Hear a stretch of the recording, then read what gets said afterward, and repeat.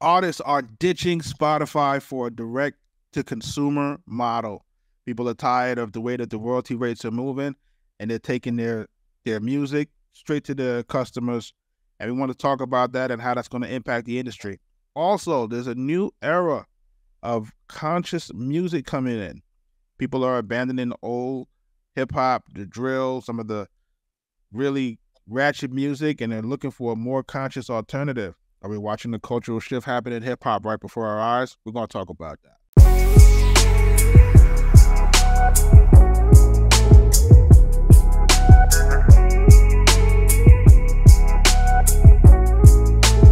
Arkatech Beatz.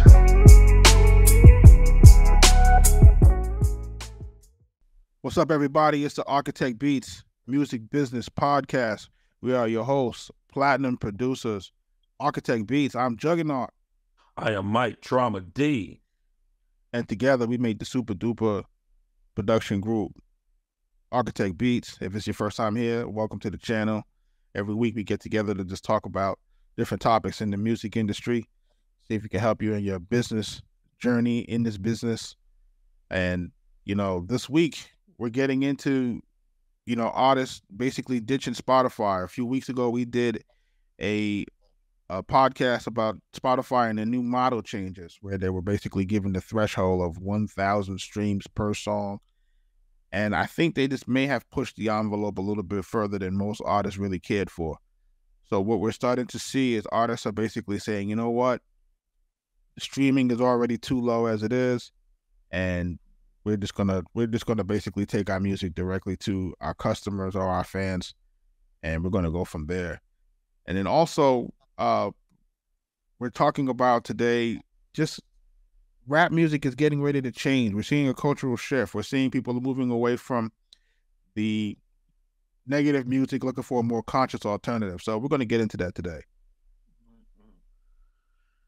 Yeah, man. So Spotify, there's a lot of artists right now that's not happy with the streaming royalty rates. And, we said this plenty of times on the podcast before, it's much better to just have that direct relationship with your consumer, to have a website that you could actually sell from. So, this is really no surprise, that this is happening, that there's so many artists that say, you know what, I'm not going to put my product on a streaming platform. I respect my craft well more than that. So I'm going to put it on my website, or, there's additional new platforms also that has the ability to let you get a whole lot more money for your product, So there's new platforms like that. So, artists are saying, you know what, we're just going to do it ourselves, We're going to put it on our platform, and we're gonna either charge what we want to charge, or we're gonna allow the consumer to kind of dictate what the charge is going to be. Pay what you want. Just for y'all. We made this art, and if you feel it's worth it, you pay what you want to pay. So I think that's a cool way of getting to know your consumer, what they like, what they don't like. Collecting the email so they could, go back and reach out to them and, find out what they like and, just get to know your consumer. So the next time when you're putting out a project, you can keep them in mind of, okay, not only I'm going to put out some music, but maybe I'm going to bundle it with some things that they like, some shirts, some hats, physical CDs, maybe a piece of vinyl, or just a collector's item, period, a signature, tickets to my next show that's local in the area. There's so many things that you can bundle it with. So I think that's a dope idea, and we're seeing a lot more of that. Yeah, the pay what you want model is definitely a model that I at first I'm like, let them pay what they want. That's kind of odd, But what happens is you'll wind up getting kind of like an average. You got people that pay on the low end, and you got people that pay on the absolute high end. That's important. Mm-hmm. And then you kind of get an average, and then artists are doing really well with that. And as more artists start to realize that model, which is They can still get on different platforms. They can pay what they want. They can still experience the music. They can still hear the music. They can still experience the art. So basically, that's what they're shifting to.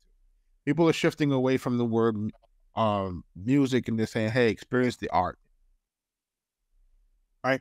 And I think once you start to do that, then you start to have more value toward the situation, because I think what they've done successfully over the last few years is they found a way to devalue music, quote unquote. Right. And now we have to basically, re-educate people or reprogram people to say it's not just music, it's art. So now let's get folks on the bandwagon to do it like this. And to me, it makes the most sense. I think Spotify and these folks have overplayed their hands. I think they've overplayed their hands. What is going to happen when you have people that start to kind of move away from that situation, or if a certain demographic or culture says, hey, this streaming platform is no longer cool. Like, that's what folks have to really be careful of. People, it can happen to any platform. We've seen it happen to the largest platforms on earth that, they're winning. Like, remember when MySpace used to be this platform and this platform and all these platforms, and people thought they were too big to fail. They can fail. Right. We're watching Disney fail. We're watching platforms fail. They're not too big to fail. Do not turn public sentiment against you because you want to be too greedy in this corporate rat race and trying to squeeze the independent artists out of the situation.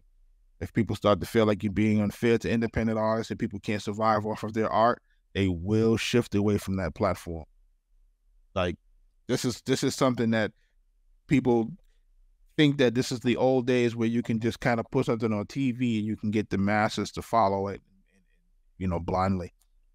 Those days is over, man. So yeah, I think the public is fed up, man. I think overall, consumers are fed up. The general public is fed up. Producers and artists are fed up.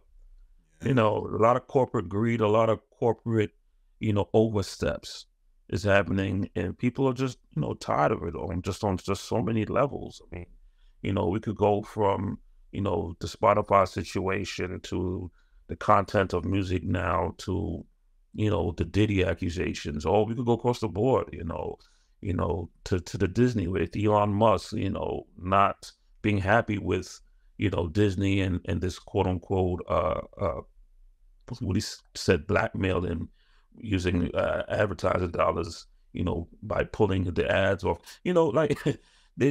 People are overall just fed up with this corporate, overstepping, taking advantage of the little guy, or just taking advantage of the person who's not the major, and you're seeing a shift right in front of your eyes, So the trick is now is that everyone has to arm themselves with the information to align themselves and to position themselves properly so that you can benefit while the shift is happening and the new thing emerges.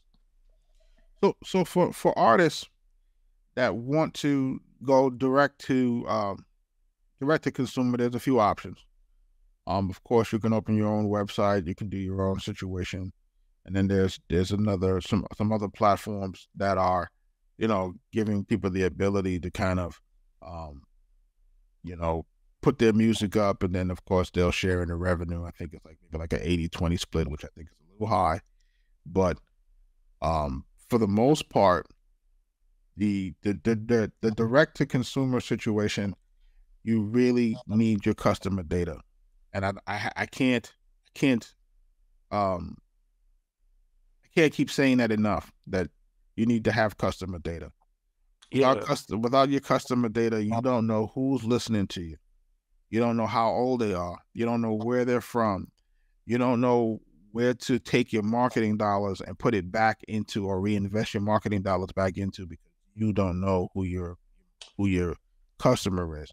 And that is one of the failed issues when dealing with streaming. If you don't have, you can have all these streams every month, but you don't know where these folks are necessarily coming from, if it's real or not. You can't wake up in the middle of the night and say, hey, you know what? I got a free promotion that I'm going to put out right now. I'm going to just shoot out a quick email to all of my fans one time. and I'm a get, you know, you can't market directly. So I think what artists are starting to wake up and starting to realize is that that's the new way, especially in trying to be competitive. Like, you have to nurture your fan base. You have to nurture your subscribers like this. There's no other way for you to be able to survive in a really oversaturated market. I think also, you know, there's a certain gratification, you know, when you're dealing with consumers that you know, and you're satisfying them. You no longer also have to try and please the masses. You know, there's a stress level and a pressure that kind of goes away where you're not having to be under the gun to impress the masses, to have to compete with the radio person or the most popular person, or having to do your music like this or compete with that and do this and that. No, like when you have your niche fan base, your niche audience, now you can hone in on to just what you need to do for yourself. Like, okay, I'm gonna make the music I want to make. I'm gonna make the beats I want to make. I'm gonna sing or rap how I want to do it, and I'm gonna do it like this because this is what my fans like, you know. And you know, when you hone into those skills and you hone into that, you know, your music, I think, and your creativity gets a whole lot better anyway, you know, because you're no longer trying to do what the other person is doing. You're not trying to, you know, follow the quote unquote trends. You know, you're doing what you truly enjoy, and you'll be rewarded for that. You know, as long as you're able to find those consumers, and you're able to hone in on your skill and be able to communicate with your consumers, you'll be able to give them what they need. That's funny that you said it like that, because I didn't really think about that type of pressure, because typically for artists, they have to worry about, you know, like, how do I appeal to this larger audience all the time? And like you said, when you're dealing with a situation where you have your fans and you interact directly with your fans, you have your fans exactly where you have your, you know exactly what they need from you. I think like you said, it makes it a lot more gratifying, I think, for the artist to Yeah, be able to say, well, you know, this is my community. This is my tribe of people that rock with me, and that's what I got to deal with. I don't got to deal with that outside noise. And right. I think a lot of artists shifting to this model is going to be a lot easier. Um, Folks, the power of having your email list, the power of being able to look at the names of the people that are actually buying your products, to be able to see where they're located, to see how much money they're spending, Yeah, and then for you to be able to take that information and to be able to craft marketing and different campaigns and sale campaigns, discount campaigns, loyalty campaigns, different things that you can do to, you know, market directly to the people who are interacting with your music or your art. Like, this is the power of being direct to consumer, you know. So I would encourage everybody, if you're not thinking about it, if you're not thinking about putting a situation for yourself or creating up an infrastructure so where you can collect your consumers' information, you know, you're really behind the A ball. Because what do you think Facebook and these guys are doing? What do you think yeah, Google and them are doing? They're gathering the information, and then they use that information just to use it for their advertising engines.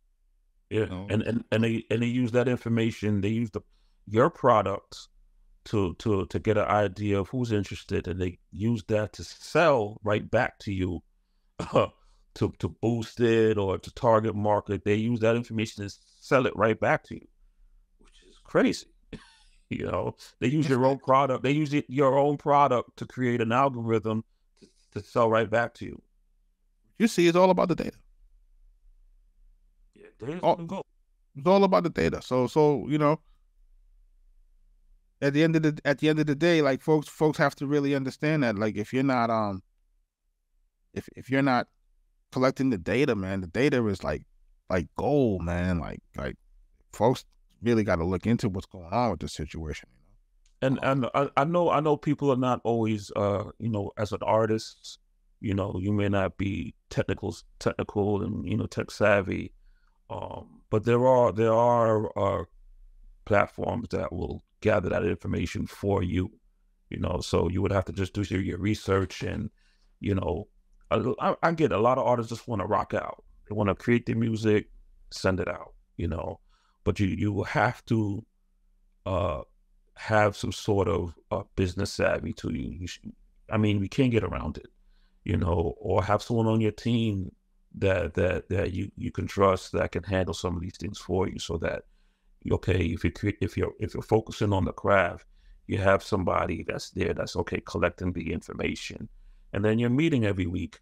Like, okay, this is what we got. This person lives here, this person lives there. Maybe we should, shoot out to that side of town and do a little pop-up shop. We send this individual, a surprise pack or something, to show your gratification. Like, reward your loyal consumers. And I don't even like calling the consumers, or fans. They, at this point, they your peoples. You know what I'm saying? That's real talk. They your people. That's your people. They support you.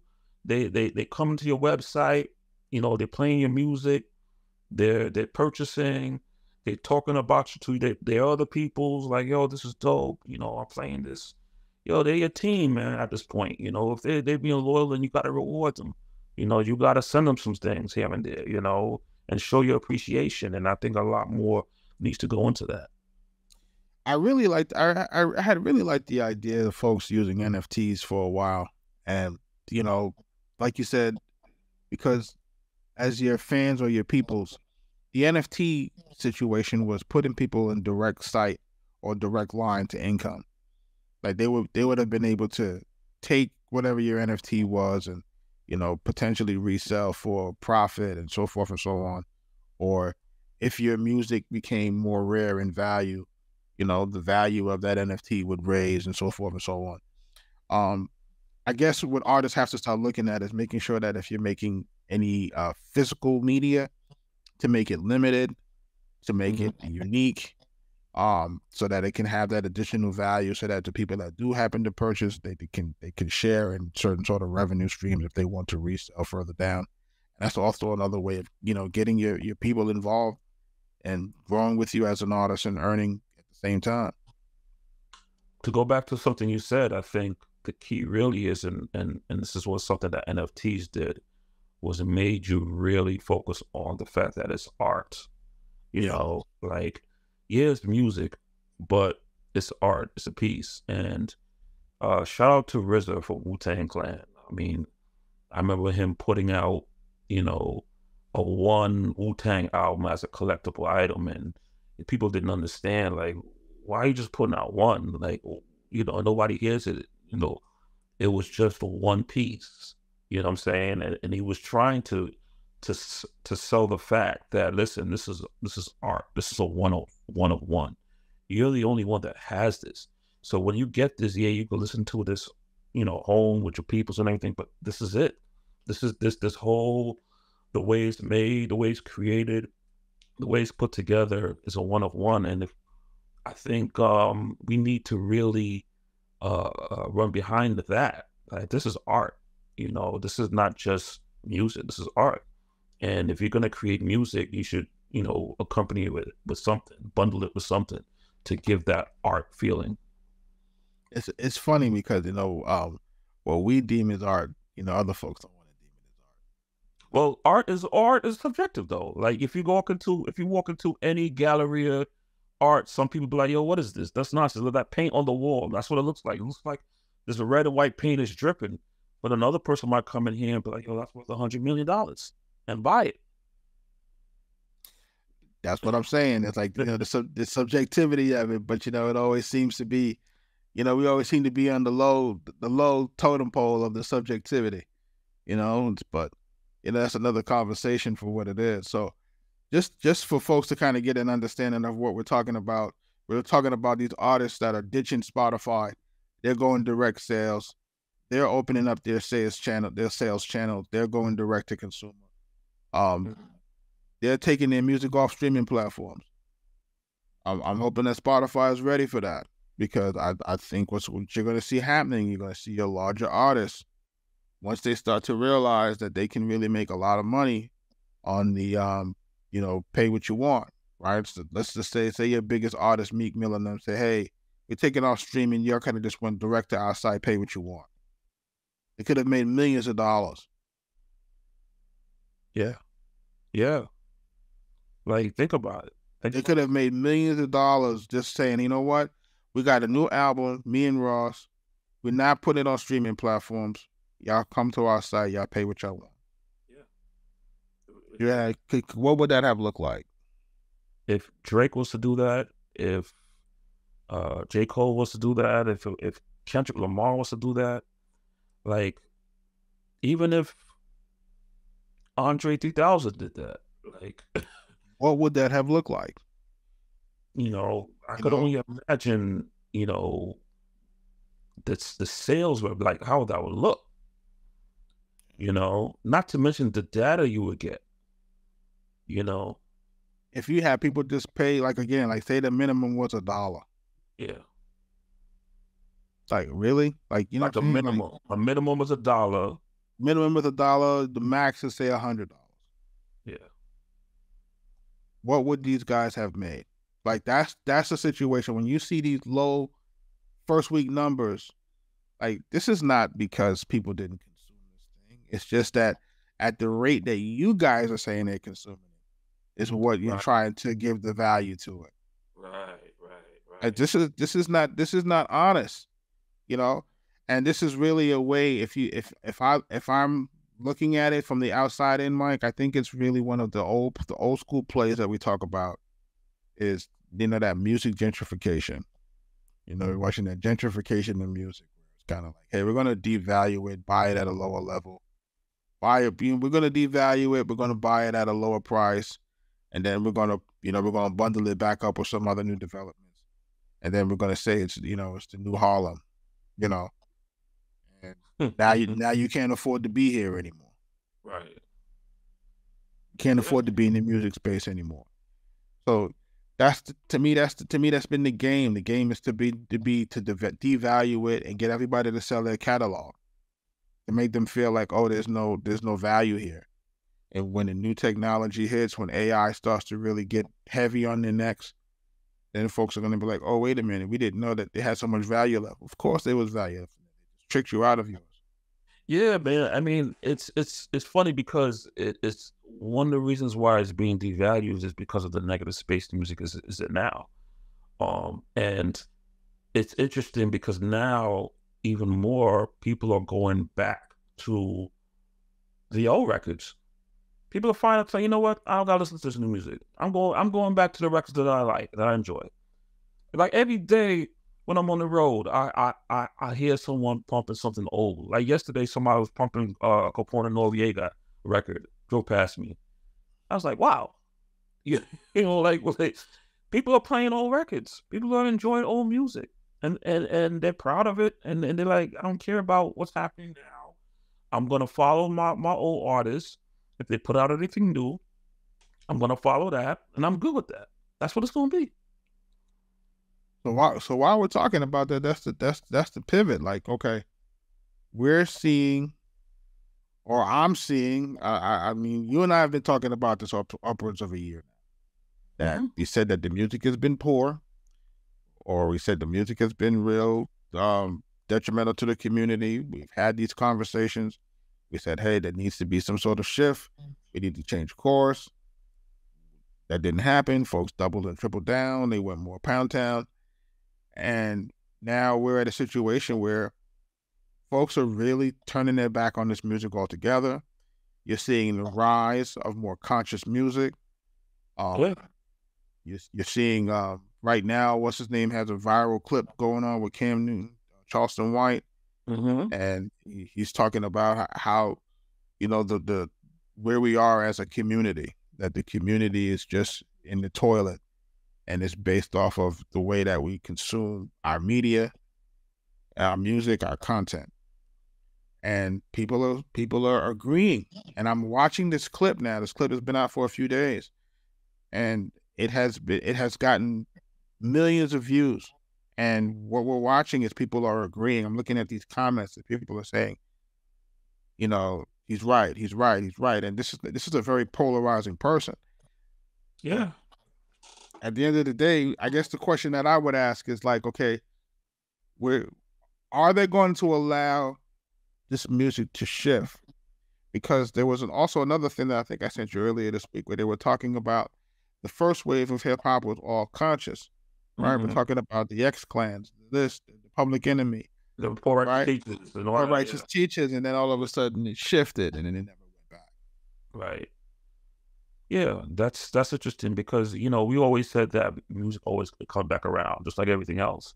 But it seems like out of all of the kinds of hip hop that went around, it seems that the conscious was the one that least came around. You know what I'm saying? Like we got gangster rap back again, with drill and all that stuff. But we got all sorts of music come back. But conscious rap, where folks was proud to rock their medallions and feeling proud about who they are, and solidarity and unity, and don't talk to me that way because have respect for me and all of that. All of that is totally out the window. There's not even a speck of that. You would have to really, really dig deep in the independent world to even find it. You don't really find that on a major level. So not at all. So, I mean, I'm glad that now that there are a lot of those artists are starting to start emerge and start to get some shine. As artists like D1, artists like Bizzle, Lecrae been doing it. So, I'm glad to see those guys getting some shine and get some just due. And I just hope that it fuels others. I hope it fuels others to make this thing more of a balance. I'm not saying you can't have your ratchet music. I'm not saying you can't have your gangster music. Trust me. I love like some of the gangster music and the hard, aggressive music we all came up in. But at the same time, there has to be balance.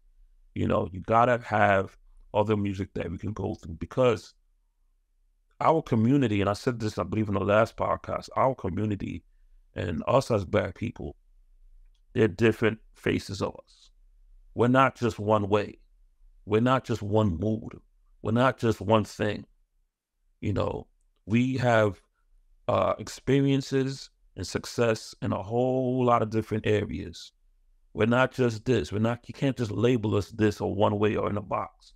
We're multifaceted. There's so many things going on with us, and we're always in different moods. We could do R&B.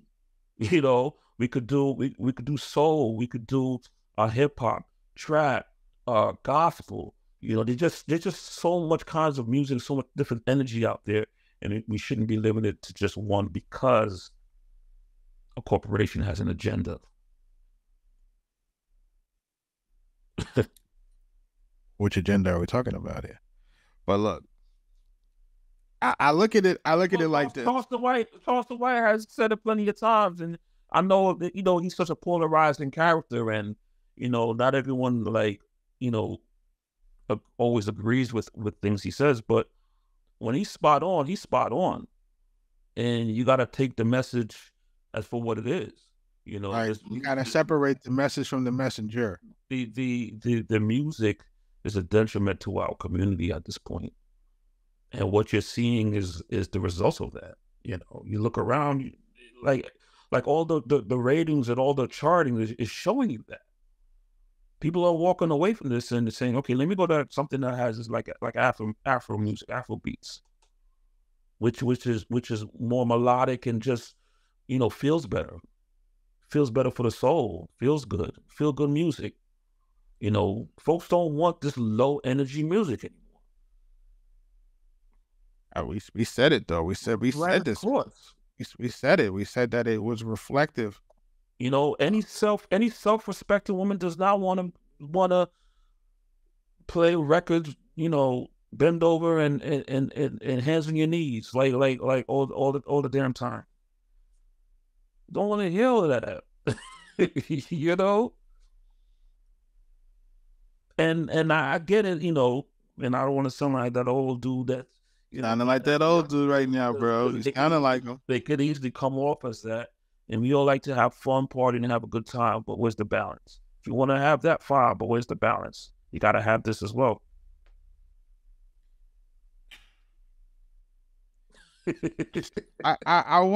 Listen, man, we've been talking about this thing, man, and people may say, hey, you sound like, again, Todd, the old guy. And it's because, it's different when you don't have children.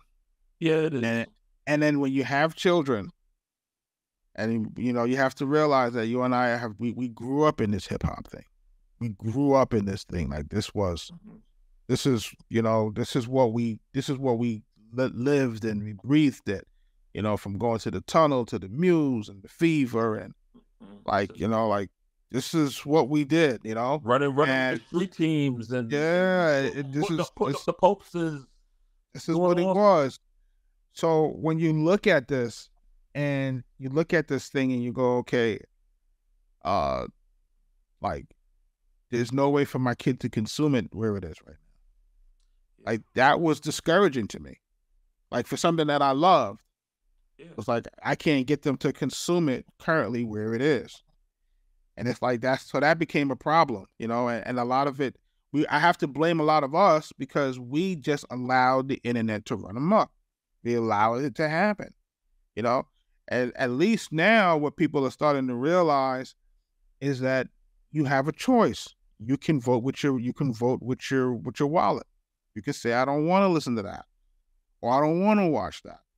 Right? If you guys are pushing an agenda, or if your music is doing something that we don't want it to do, or if it's not really good for kids, people are turning their back on it. And you see that happening in real time with Disney right now too, where folks are turning their back on it. They say, hey, we don't like what you're doing with this thing. You're taking something that was supposed to be safe for kids and y'all are changing it into something else. We don't agree with it. And you're watching it crumble in real time. So people are starting to realize that we just don't have to accept, where things are in media. So with music, same thing. They're turning their back on hip hop. That's why you don't got no number ones. You see it in real time. Like they're turning their back on it. They're like, we're sick of the violence. Yeah. We're tired of guys getting shot and killed every other week. Yeah. We're sick of it. Look at all of the promising artists that died. Crazy. It's really ridiculous. Yeah, that's what put people off. If people say what happened with hip hop, that's what it was. Like you start killing your stars. Like how do you kill the people who were supposed to be the superheroes? But okay, I see what happened here. So now people say, you know what? We're gonna take this from you, man. We're gonna start to remove some of the what you call it on that. And some of the ladies that right now that are running around and kind of doing their thing, that clock is ticking. So get your bread while you can get it.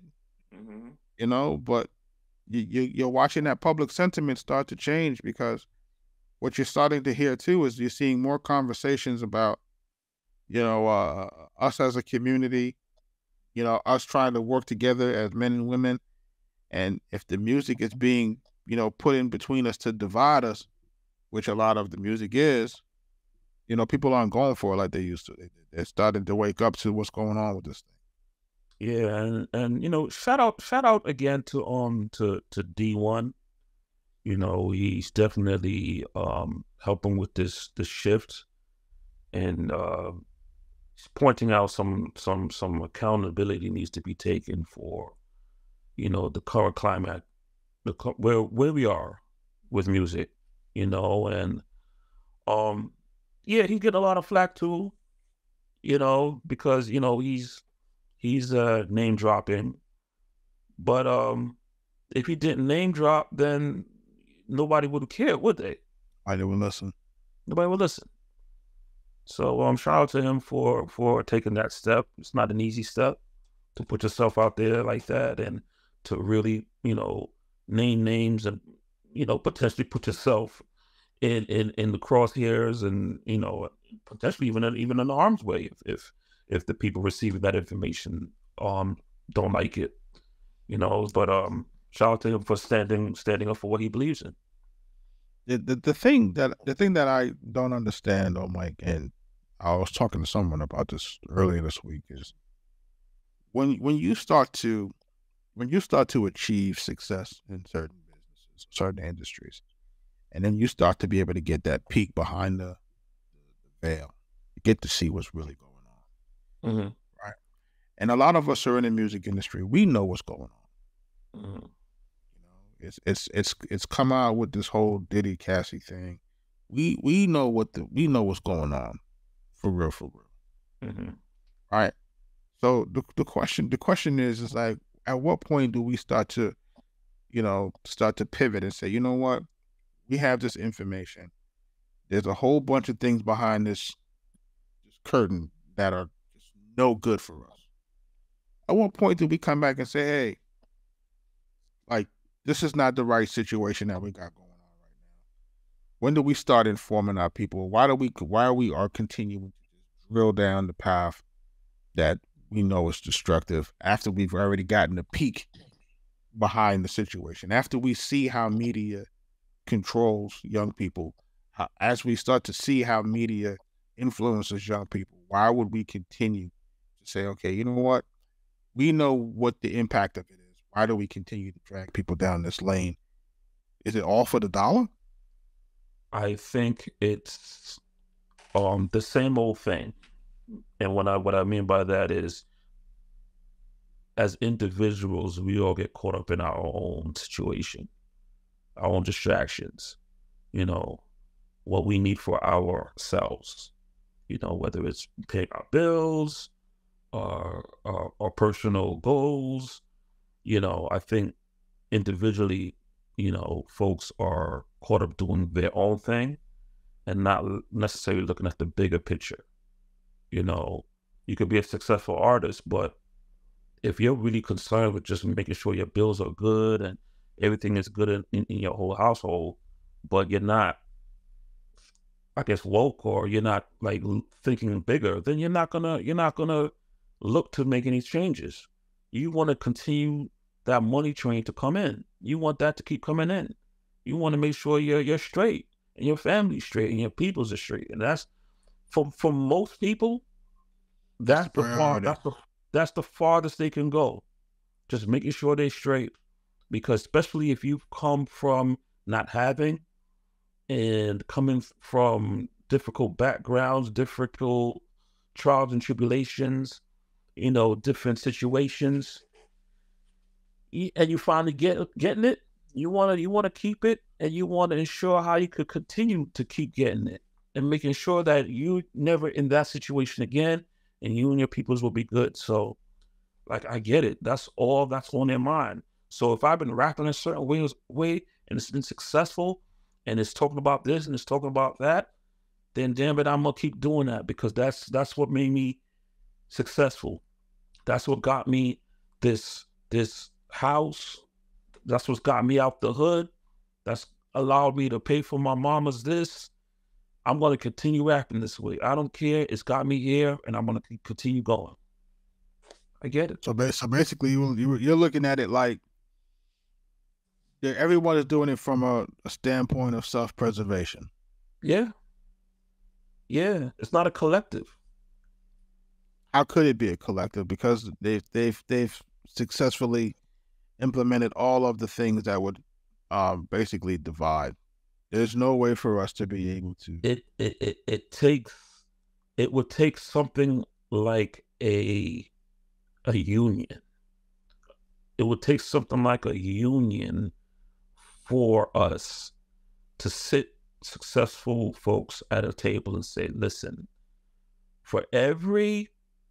I understand that you can't focus on this, but for every dollar you make or whatever, we need to come in and collect this, and we need to apply it to this. Whether we need to start building these schools, we need to start making these alliances with certain candidates to change certain laws. We need to start doing these things. I understand if you can't do this, but we need this from you, and we need a certain commitment that every year, every 2 years, or whatever the case may be, you got to go and do this on behalf of this union, this type of this community. Screen, like a Screen Actors Guild, but one right for Black music. We need a group like that, because every other group has something like that. You know, every other I mean, every, every other group has it, to the point where you can't even talk about certain groups. So we need a group, some sort of almost like a commission, call it whatever you want to call it. But for each of these, you know, successful, okay, we won't need percent. We need this because we're going to apply it to this. And it needs to be accountable. It needs to show. There needs to be specific meetings held, annual meetings. You guys need to show up and be here. There ain't no shows booked on that day. You need to be here. And this is the plan. This is what we're doing. This is for this year. We're gonna make sure this law is turned over. Or we're gonna make sure that this school is built this year. Or we're gonna make sure these type of programs are put into the community this year.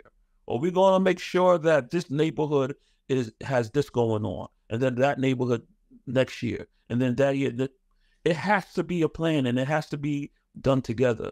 If we don't have something like that, everybody's going to continue doing their own thing. Yeah, that's what we see, and you know that's what we see, and I'm hoping that there's going to be a little bit of a shift, because you know people are talking, and you know, and I think a lot of times for us, we're looking for that particular one person or that particular one leader to, you know, take everything to the next level, but you know, in our situation, we can't have that. You know, what I start to realize is that other communities, they do their most powerful people are in the shadows.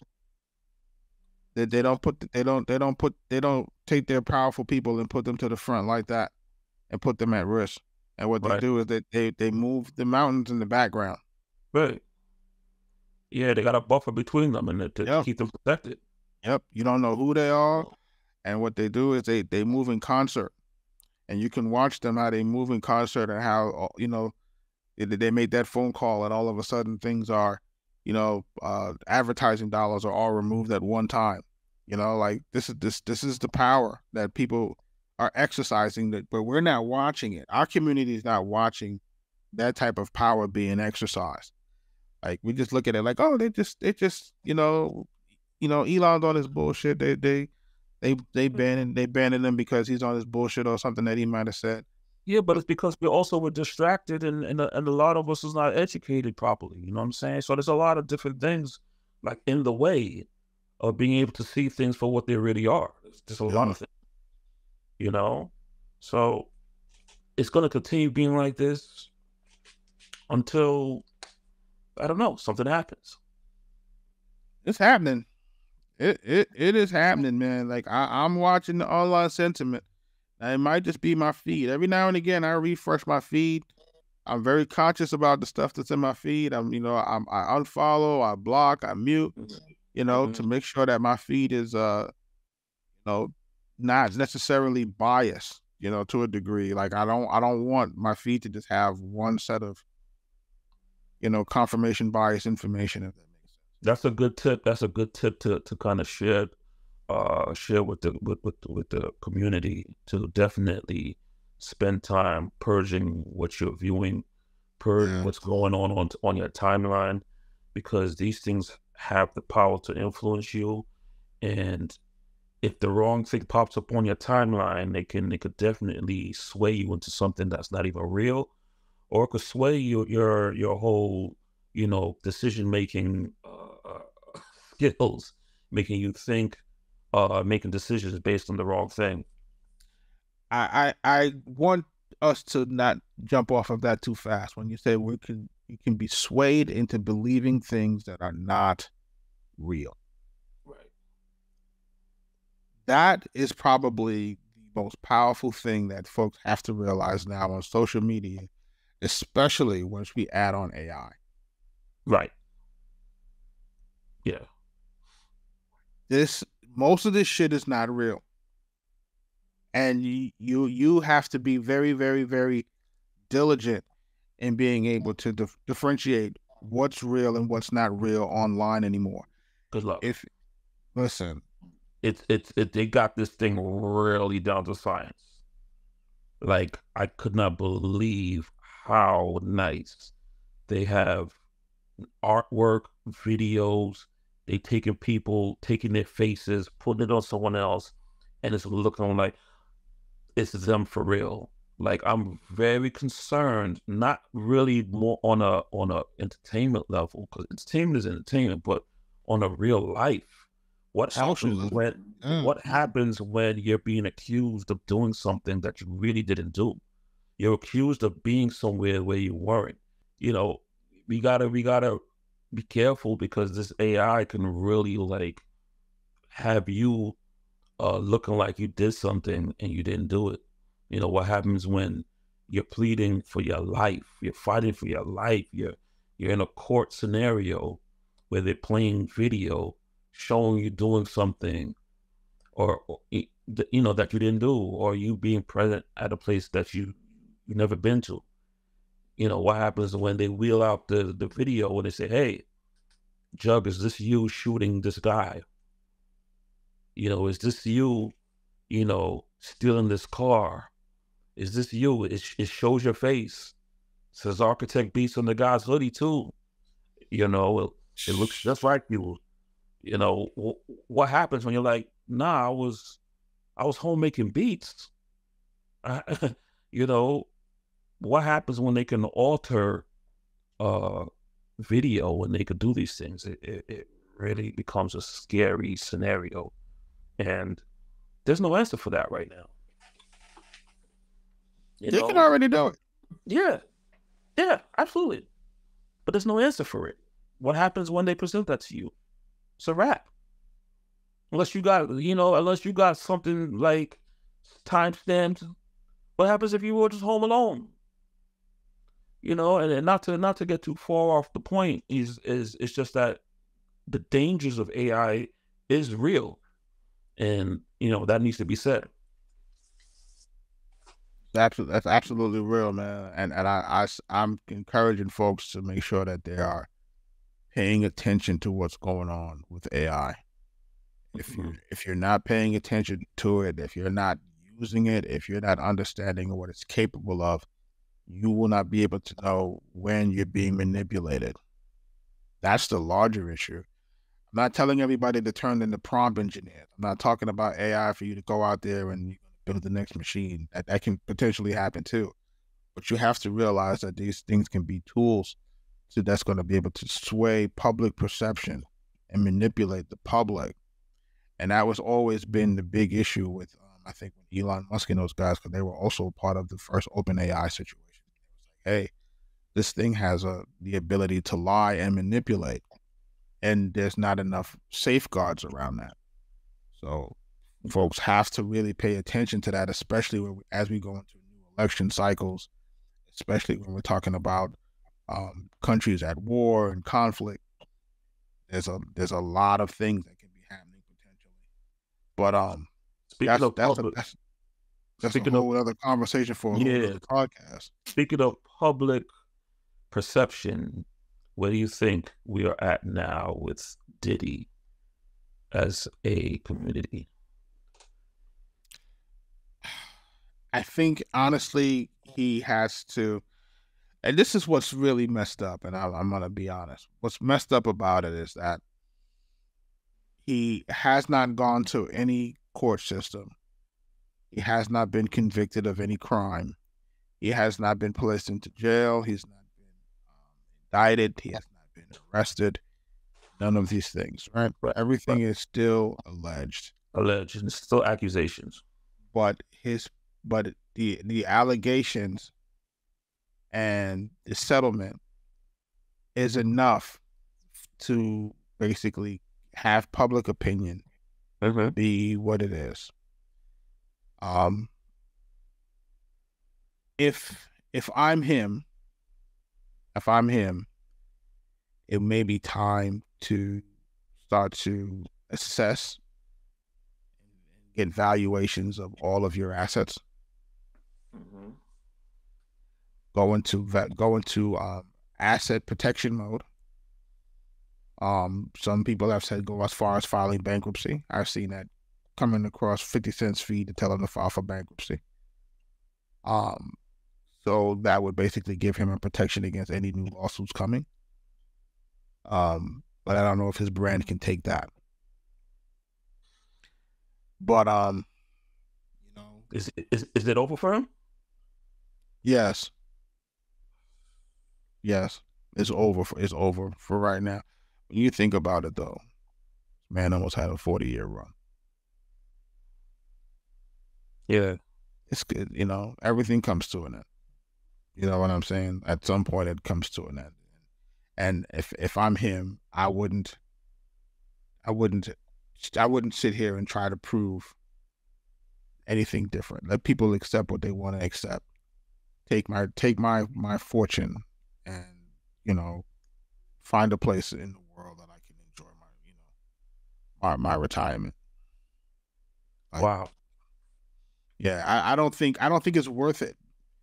I think the longer what we've seen, like what we've seen is we see like once people want to ratchet up the attack, and I think that this is what Elon Musk and them guys are talking about too. Talking about that concerted effort to destroy something.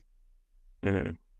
Once the powers that be, or once the activism takes place and says, "Hey, we want this company or this person done," Mm-hmm. then it's that pylon. Right. You believe that's what's happening now? Like, you can't fight that. You're not going to be able to fight that. You're not going to, because now what happens is the only weapon you would have would be money and business that you can weaponize and fight back.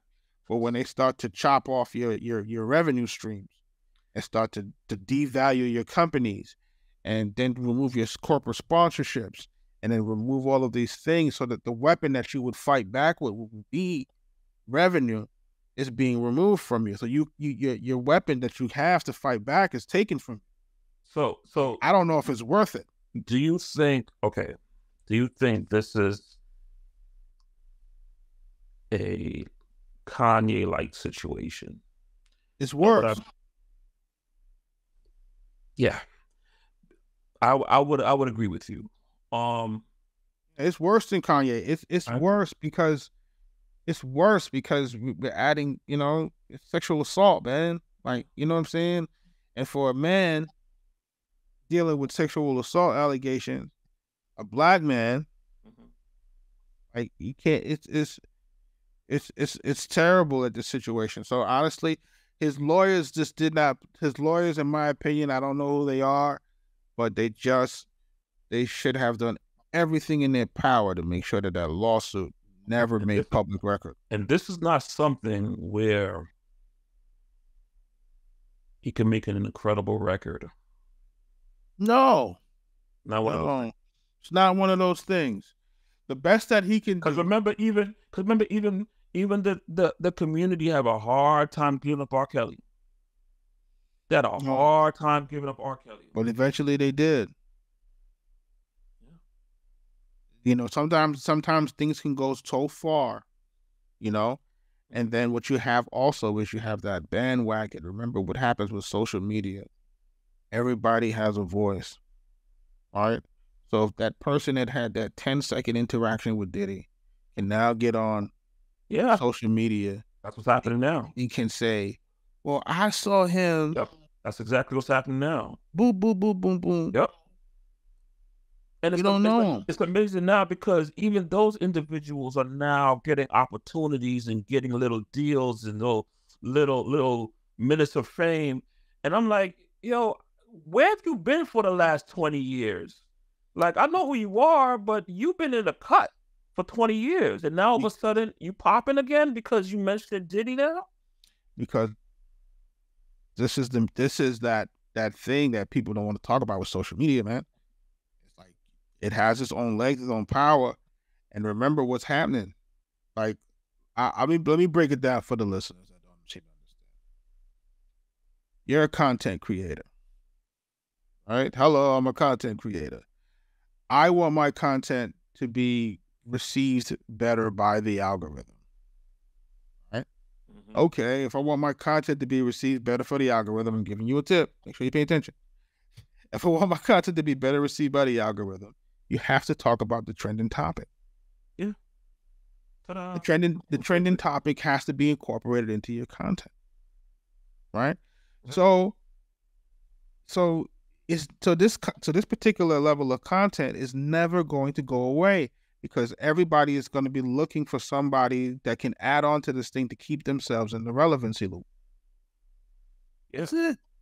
So it's never going away. So what this brother got to do is he got to basically look at his assets, see what he got going on right now. Don't do the Disney situation. Don't wait for 10 million people to unsubscribe to Disney Plus before you start to either change course or sell, because that's what's happening. Don't wait for your whole situation to be absolutely devalued to zero, to shit that you work for your whole life for.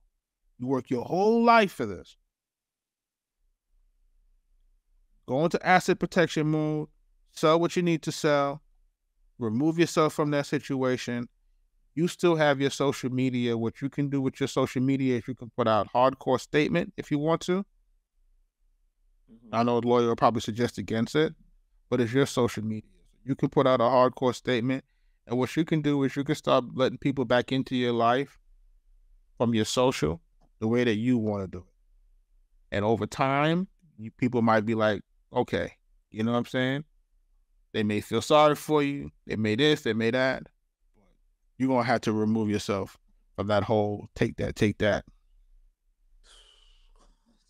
It gotta go. Like all of that gotta go. All that can't stop, won't stop, doesn't age Yeah, well. all that Don't gotta, age well.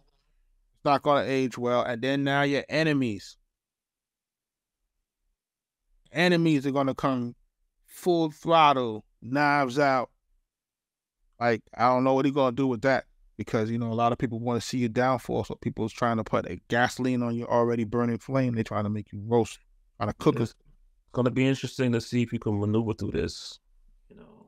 Ain't no maneuvering, bro. Like it's no maneuvering. Like a lot of times you just gotta just take your situation and keep it moving, man. You know why I say this? Because look, man, sometimes our community has a real short ass memory. They have a short memory. Today's news be out the window tomorrow. So it'll be interesting to see how this thing is gonna go.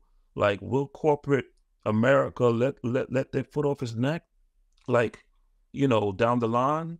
Like, I think time really has to we gotta wait and see what happens. It's anything could happen at this moment. I don't think they let him off the hook. I think what happens is, like when you commit a crime with somebody. Mm-hmm. So he committed a crime with somebody, and you might say, "Hey, man, I did that thing with you. Show me some love." Oh wow, that might be the only. I think that is going to be. I think that might be the only way that he gets back into any public graces again. Is that everybody that he may have had dirt with, or dirt on, or may have done favors for. He come to cash it now. They got to cash in those favors, but he just can't. He can't cash them right now. He just got to wait. That's it. You just got to wait on it. And that's it, man. You know what I'm saying? Like, it's rich, man. Just like, that's the problem with y'all. Y'all already rich. Y'all already did everything. Y'all had it all. Y'all got everything. There's no problem for you just taking a break, bro. All you're doing is taking a break. But here's the funny part. Go on vacation for a little while, bro. That's all we're telling you to do. That's what Russell did. But here's the funny part, man. It's still accusations. They're not gonna stop. It's still alleged. Like, yeah, it's not even anything. It's just all allegations. Yeah, you doing stuff based off allegations. But this is social media, man. Social media. Remember what I told you? I told people this a long time ago. Whatever you put on the internet becomes true. Yep. Whatever will go on the internet, people will make that turn it into the truth, whether it's right, wrong, or indifferent. So if you don't know how to combat that social media machine, or if you don't have, okay, I'm gonna tell him how you can fix it. I'm gonna tell you how you're gonna fix it. This. I'm gonna tell people how. I'm gonna tell you how Diddy can fix this situation. Diddy got to go out there, take some of his bread, hire 1,000 micro influencers. Oh, paint a new narrative. Paint a new narrative. You take 1,000 micro influencers. You feed them the information. You feed them the information that you want to be out there. Yeah. And you Andrew Tate it. Corner social media. And you now move social media to where there is so much conflict in information, people just tune out. Yeah. And now I want my bread. So if whoever's gonna tell Diddy that, give me my bread. Because what he doesn't do on his major platforms, never address it, never talk about it. That's it. Let the micro influencers talk about it. Let the micro influencers give the facts that you want out. Right. Remember, not to fabricate now. Put the facts out that you want to be highlighted. And once those micro influencers start to move, that's how you change the perception, and that's how you change the reality on social media. It's Arkatech Beatz Music Business Podcast. Yeah. These episodes are brought to you by our books. The multiverse. That's what it is right now. The Songwriter's Guide to Song Registration. The Musician's Guide to Music Copyrights. The Musician's Guide to Music Publishing. And the Ultimate Guide to Forming Your Own Music LLC. But it is like dealing with the multiverse. That's what it's almost like dealing with. Like dealing with social media is a totally different monster. Some people don't understand it. They feel like, hey, I just gotta keep combating the monster. You can't combat the TMZ and the shading. You can't combat that. Yeah. You can't combat that type of situation. Everybody's on your back, but academics is going crazy. Like you can't combat that. Like the only way you can combat that is if you're going on TikTok and this person is talking. He literally got everybody on him. Everybody. But what happens is that the more people that you can get to talk about a certain situation, it becomes a trending topic. Once that becomes the trend, then the algorithm catches it. Right. You have to be able to put that information out quickly and in mass. So the only way to do it is to get a large team of micro influencers, bots, whatever you want to call it. That's the game. That's the any parting words for the folks? Man, based off of what you said, it's not what it is. It's what it seems like. It's all about perception. It's all about the perception. Whoever controls perception controls the reality. Yeah. They tell you that. That's what it is. It's all about perception, image. So it's not what it is. It's all what it looks like. So, and not for nothing, he's the king of that. So yeah, he should be able to fix it. But the old way just doesn't work. That's the problem. You know what I'm saying? We're caught in the old way of just put this out and put a statement and go away. No, I mean, look, we gotta wait this out and see how it pans out. There's been a lot of surprises in the music business, so people have short attention spans, short memories too. So we just gotta wait and see what happens. Is this the end of Diddy, or will he resurface and come back with a new name? I say go to Bali. That's what I say. I say, move everything like Russell did. Go to Bali, bro. and go do some yoga, bro. Go get vegan out. You know what I mean? Come back with a new look. I'm telling you, bro. Like, it don't even make sense. Come back with a baldy, looking all muscled up, like a old because what can happen in the blink of an eye is civil goes criminal. All right. Once you get a prosecutor who decides that they want to make a name for themselves, or they want to run for a higher public platform, and they say, you know what, I'm a prosecutor now, but I want to run for governor or mayor, and I'm the one that took down the alleged sex trafficking network of this record label. But remember, we still got the Tupac thing still lingering around. Get out of Dodge, bro. Get out of Dodge, man. Get out of Dodge, bro. This is the wrong time for him to make any additional headlines. Get out of Dodge, bro. You got people are gonna say, hey, you're trying to tell him how to be a criminal. I'm just saying, if it was me, I'm out of Dodge. Dual passport out of here. For what? What? To prove what to who? You can't, right? You already see what public perception is doing, right? What you gonna do? Yeah. You can't go nowhere.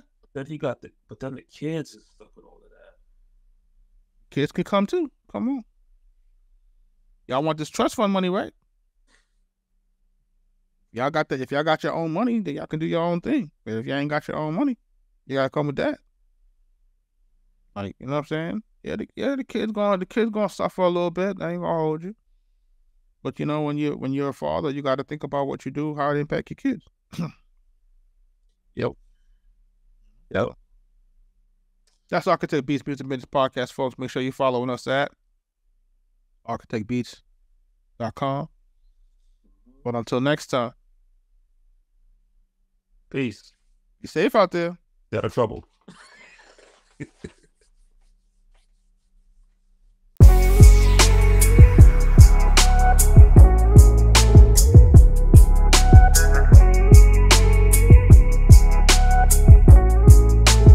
Arkatech Beatz.